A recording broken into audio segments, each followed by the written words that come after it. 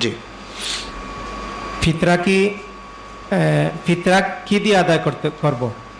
ফিতরা কি দিয়ে আদায় করব?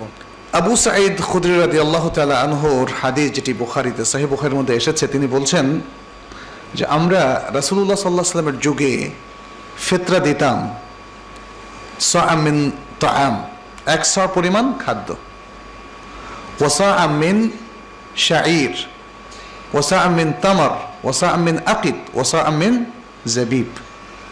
মোট 5টা জিনিস উল্লেখ করলেন। আরেকটা হচ্ছে মানে 100 খেজুর অথবা 100 জব, 100 পনির অথবা 100 জব বা ভুট্টা। এই 5টা আইটেম, খাদ্য, খেজুর, জব বা ভুট্টা, কিশমিশ এবং পনির।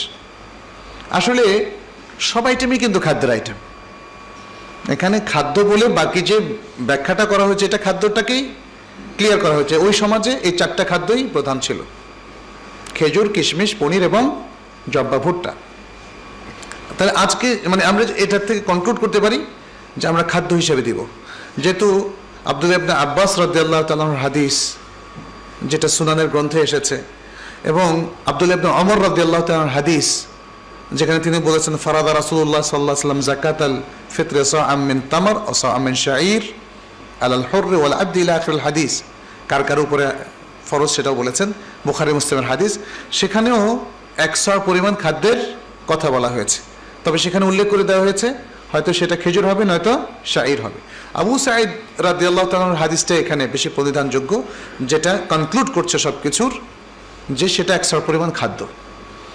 100 পরিমাণ খাদ্যের দামের কথা কিন্তু কোনো হাদিসে আসেনি।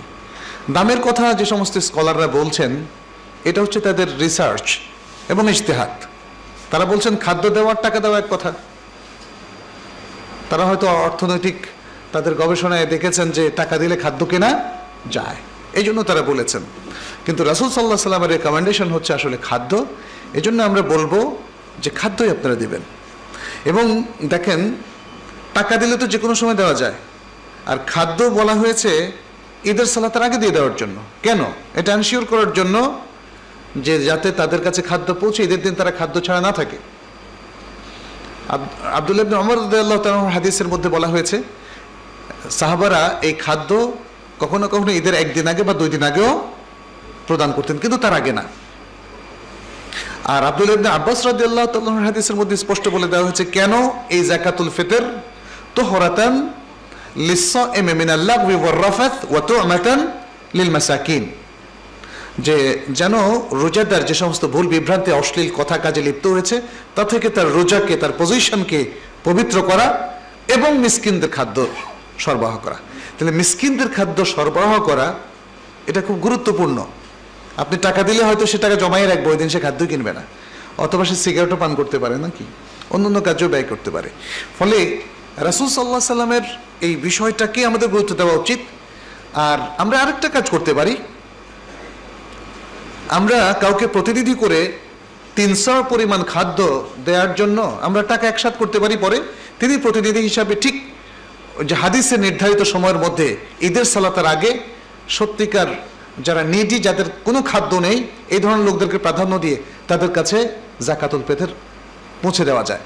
আর আরেকটা জিনিস এখানে বলেছে সাআম মিন তাআম, 100 পরিমাণ খাদ্য।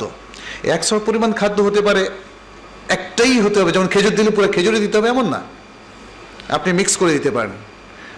বিশেষ করে একটা এলাকায় বা একটা দেশে যেখানে যে খাদ্যটা ঈদের দিন মানুষ বেশি খায়, এটা দিতেও শরীয়তে কোনো বাধা নাই।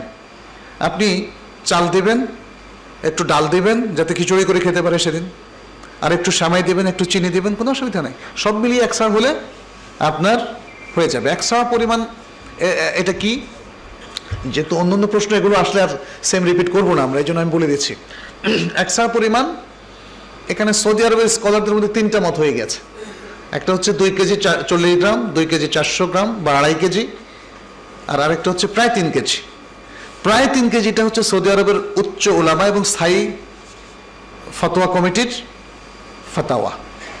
তারা বলছেন 3 কিলো তাকরিবান, প্রায় 3 কেজি। তো আমরা যেহেতু এই 3 কেজিটা মদিনার সায়ের ব্যাপারে বলা হচ্ছে, মদিনার সা। অতএব মদিনার সায়ের মধ্যে যদি আমরা ধরে নিই 2 কেজি বলেছেন কেউ, 2.5 কেজি বলেছেন কেউ, 3 কেজি বলেছেন, তাহলে আমরা 3 কেজি দেই, অসুবিধা তো নেই। তবে আমরা এটাও বলবো, যেহেতু সেখানকার স্কলাররা 2.5 কেজি 2 কেজিও বলেছেন, অতএব কেউ যদি সেই মতকে ফলো করে দিয়ে দেন সেটা হবে না, এটা আমরা বলছি না। কারণ তিনি কোনো এক স্কলারের মতকে ফলো করলেন যাদের গবেষণা আছে এবং যারা গ্রহণযোগ্য।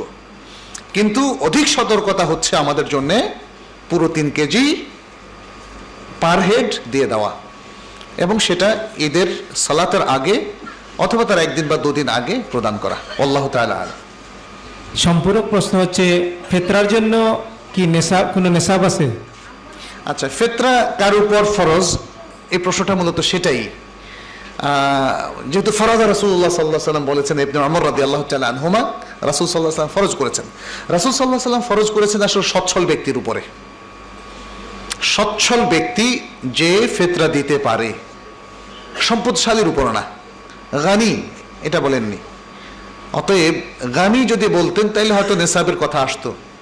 নেসাবটা জরুরি নয়, বরং যারাই ফিতরা দিতে পারেন তারাই ফিতরা দিবেন। এমনকি যে ব্যক্তি ফিতরা নিতে নিতে তার এতটুকু হয়ে গেছে যে তিনিও এখন ফিতরা বের করতে পারেন, তাহলে তিনিও ফিতরা দিবেন।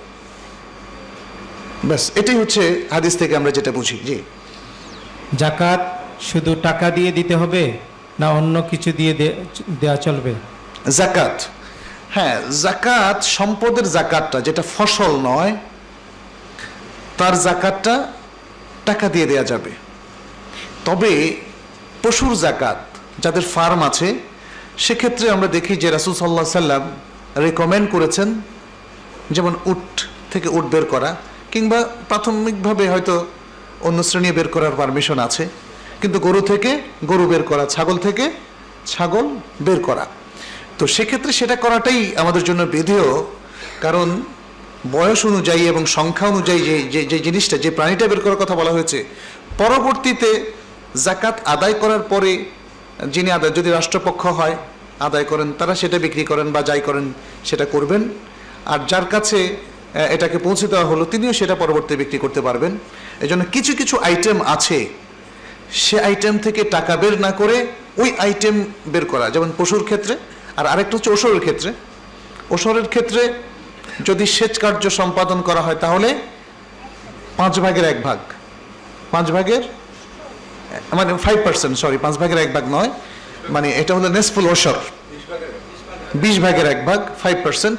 আর যদি সেচ কার্য না লাগে, বৃষ্টিত হয়, তাহলে ওসর 10%, 10 ভাগের 1 ভাগ, সেটাও সম্পত্তি থেকে বের করা উচিত।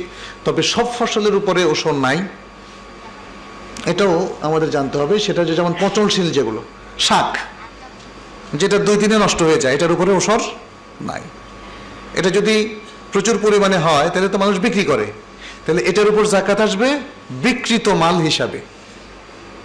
বিক্রয় করার পরে বছরের শেষে যা থাকে সেটা 2.5%-এর খাতে চলে যাবে। ওসর 10% এবং নেসফুল ওসর 5% যেটা হয়, সেটা হচ্ছে যেগুলোকে গুদামজাত করা যায়, সংরক্ষণ করা যায়, যে ফসলগুলো দীর্ঘদিন থাকে, সেগুলোর উপরে ওসর আসবে।